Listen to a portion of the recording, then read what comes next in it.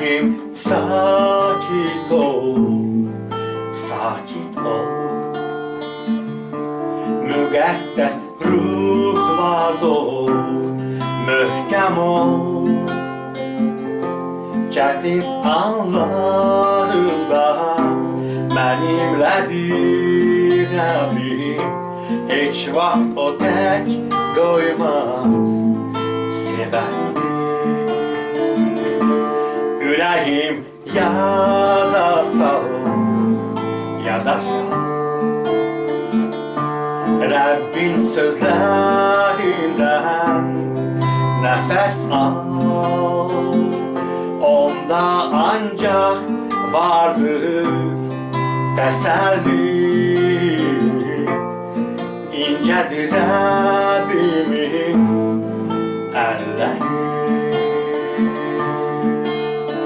Rabbim adına senin algı, şükürler olsun senin adına Rabbim güzeller.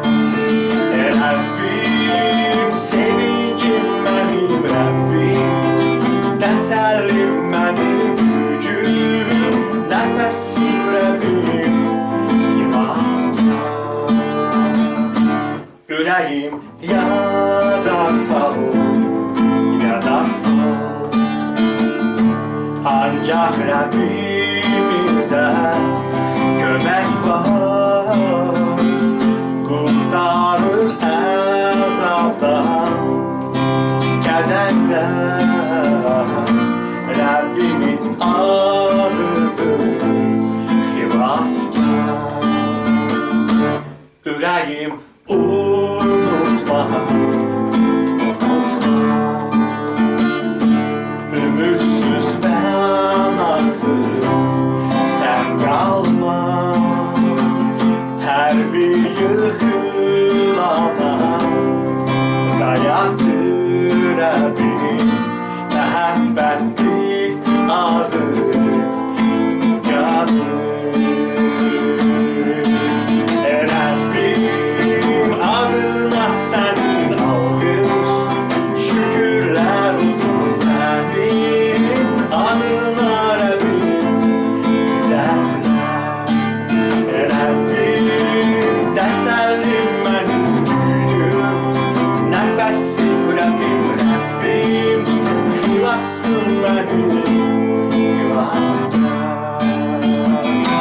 Ömrüm ve hayatım senden,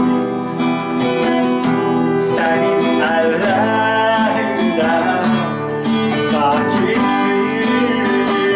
Var mı senden gizli sırlarım? Senin için açıktır yüreğim.